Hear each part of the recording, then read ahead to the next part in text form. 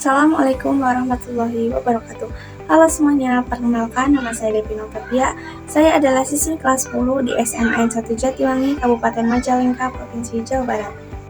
Jadi pada kesempatan kali ini saya akan mengangkat materi tentang pemahaman aturan berlalu lintas. Kenapa sih memahami peraturan berlalu lintas itu penting?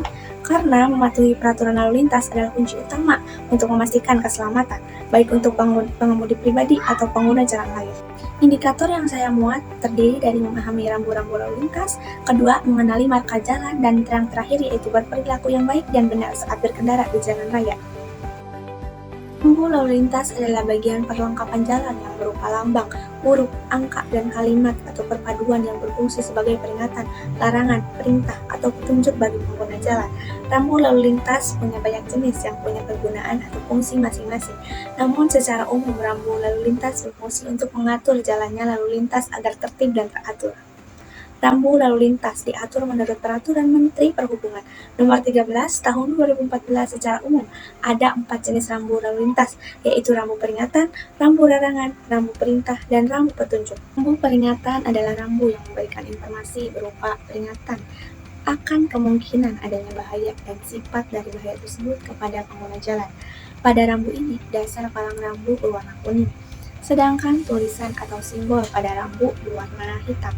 Salah satu contohnya adalah rambu pengatur lalu lintas. Rambu larangan adalah rambu yang digunakan untuk menyatakan suatu perbuatan yang dilarang oleh pengguna jalan. Pada rambu ini, dasar palang rambu berwarna merah, putih, garis tepi berwarna merah, dan lambang huruf atau angka berwarna hitam. Contohnya adalah rambu dilarang berhenti, dilarang masuk, dan dilarang parkir. Rambu perintah adalah rambu yang menyatakan perintah yang wajib ditaati pengguna jalan.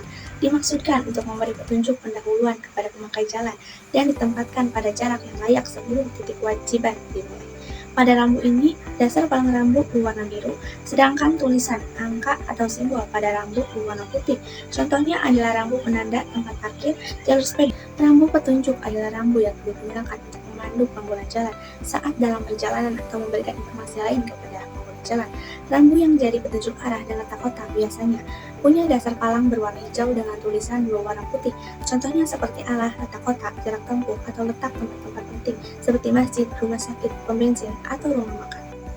Nah, itulah macam-macam rambu-rambu lalu lintas. Selanjutnya yaitu marka jalan. Ketika kita melintasi jalan raya di wilayah perkotaan, tentu kita akan menemukan dan melihat marka jalan. Terkadang bentuk dan warna marka jalan yang satu dengan yang lain berbeda-beda.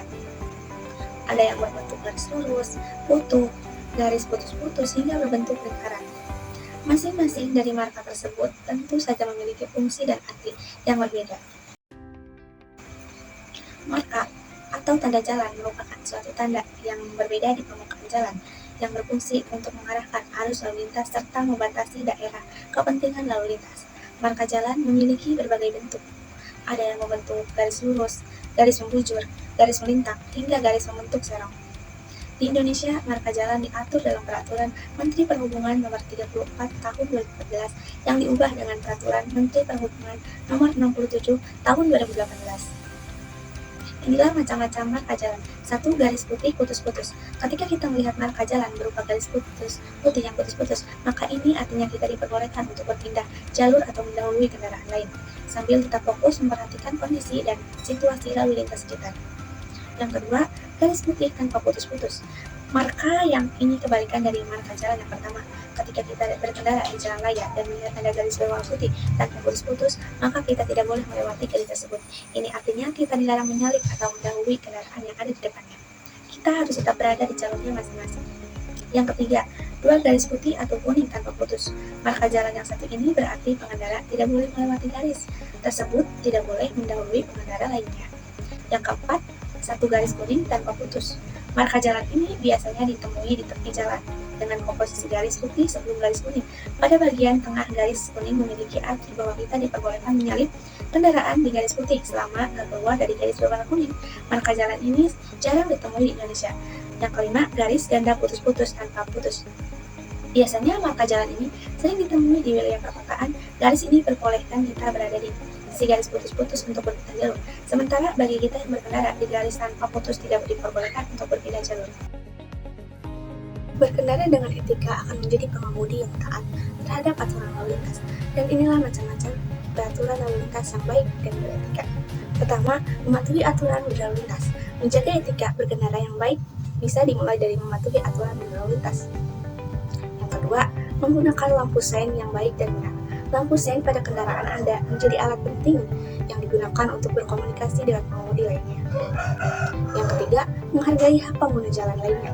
Contohnya ketika ada pengendara lain yang akan melintas ke persimpangan, sebaiknya kita berikan kesempatan dahulu untuk mereka melintas. Yang keempat, hindari menggunakan smartphone saat berkendara. Menggunakan smartphone saat berkendara adalah tindakan yang membahayakan keselamatan kita dan pengguna jalan lain. Yang kelima, dengan mengemudi dengan sabar. Etika berkendara juga meliputi kesabaran kita ketika berkendara. Sebaiknya kita sabar dan tidak terburu-buru. Yang keenam, menjaga jarak aman. Pengendara yang baik harus menjaga jarak aman dengan pengemudi lainnya agar mendapatkan keselamatan bersama. Yang ketujuh, mengikuti aturan anjuran pengaturan lalu lintas. Mengatur lalu lintas seperti polisi atau pengatur lalu lintas lainnya memiliki peranan penting, maka dari itu kita harus mematuhinya. Yang kedelapan, tidak mengemudi saat mabuk atau mengantuk. Ketika saat mabuk atau mengantuk adalah pelanggaran serius terhadap aturan lalu lintas. Yang kesembilan, menggunakan klakson dengan bijak. Seperti lampu sein, klakson juga memiliki peranan penting dalam berkendara karena bisa memberikan peringatan terhadap pengendara lain. 10.